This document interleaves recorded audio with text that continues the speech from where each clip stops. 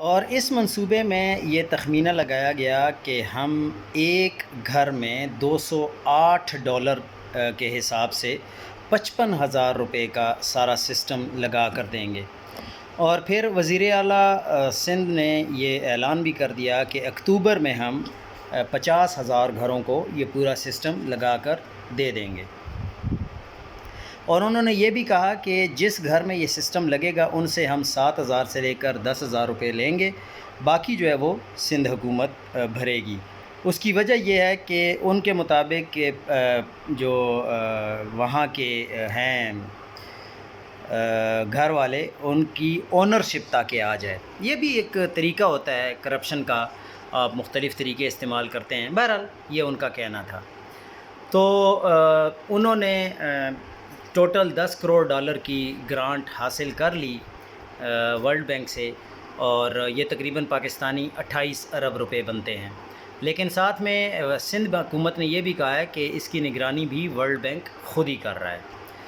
23 جون کو سندھ حکومت کے انرجی ڈپارٹمنٹ نے سندھ سولر انرجی کے پروجیکٹ ڈائریکٹر محفوظ احمد قاضی کو خط لکھا، اور ان کو کہا گیا کہ اپنے جو 7 افسران ہیں ان کو انکوائری کمیٹی کے سامنے پیش کیا جائے۔ لیکن ابھی تک ماشاءاللہ سے اس خط کا کوئی نتیجہ نہیں نکل سکا۔ جو کوٹیشن دی گئی تھی، اس کوٹیشن کے مطابق، یعنی جو نجی کمپنی نے کوٹیشن دی ہے، چائنا کی کمپنی ہے، وہ $151.31 فلز کے حساب سے یہ کوٹیشن دی گئی تھی ٹیکس کے علاوہ، اور اس میں پھر $56.3 ٹیکس بھی ہے۔ تو یہ ٹوٹل ملا کے $208 فی گھرانہ بنتا ہے۔ لازمی بات ہے، جب آپ ورلڈ بینک سے قرضہ لے کر یہ کام کریں گے تو یہ پھر عوام کی جیب سے ہی دوبارہ وصول کیا جائے گا۔ جب لوگوں کا ٹیکس جمع ہوتا ہے تو وہ پھر اس میں یہ قرضہ واپس کیا جائے گا سود سمیت۔ لیکن جو نجی کمپنی نے اپنی ڈاکومنٹ شیئر کی ہے، اس کے مطابق اصل قیمت صرف $23.40 ہے۔ آپ خود اندازہ لگائیں کہاں $208 ٹیکس کے سمیت، لیکن ٹیکس کے بغیر $151، اور کہاں $23.40۔ تو یہ تقریباً 5 گنا قیمت حکومت سندھ نے زیادہ شو کی ہے۔ اس کے بعد اگر آپ بل آف انٹری پہ نظر دوڑاتے ہیں کسٹمز کی، تو نجی کمپنی کی برانچ پاکستان میں ہی ہے۔ انہوں نے یہ اپنی ویب سائٹ پہ بھی ذکر کیا ہوا ہے کہ ہم جو ہمارے پنکھے ہیں، ڈی سی پنکھے، یہ پاکستان میں ہی ہم لوگ بناتے ہیں، لیکن باقی چیزیں جو لکھی گئی ہیں وہ ساری ہم چائنا میں بناتے ہیں۔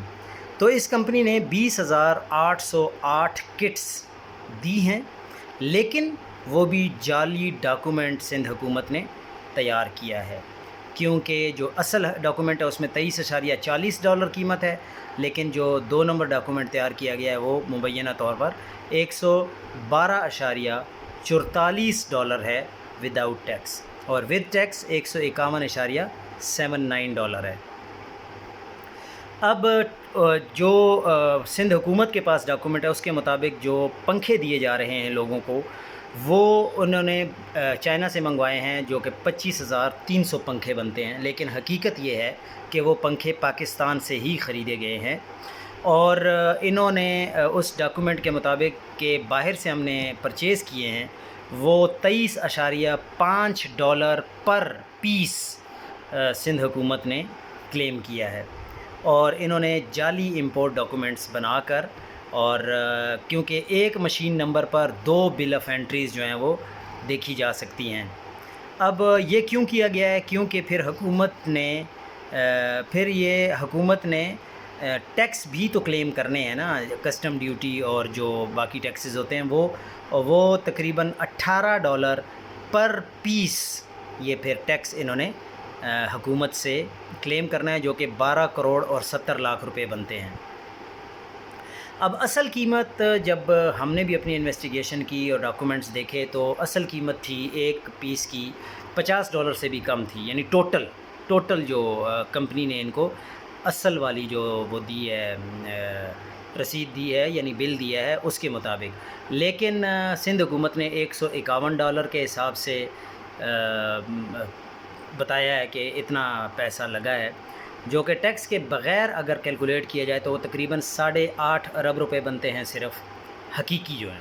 اور این جی اوز کو جو تقسیم کرنے کے لیے، یعنی یہ جنہوں نے یہ سولر سسٹم تقسیم کرنا تھا این جی اوز نے، اس کو 1 ارب روپے دیے ہیں، تو تقریباً 9.5 ارب روپے بنتے ہیں مبینہ طور پر ٹوٹل۔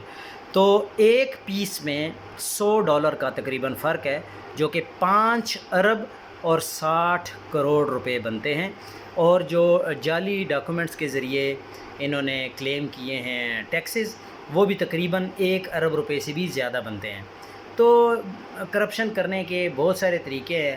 اس طریقے سے گورنمنٹ کے اپنے ادارے کیسے کرپشن کرتے ہیں، کیسے چونا لگاتے ہیں عوام کو۔ یہ کرپشن ہو جائے گی تو چونکہ ورلڈ بینک کو تو پیسے پورے واپس کرنے ہیں، وہ عوام نے واپس کرنے ہیں، کیونکہ عوام سے وہ پیسے ٹیکسز کی مد میں لے کر قرضے واپس کرنے ہیں۔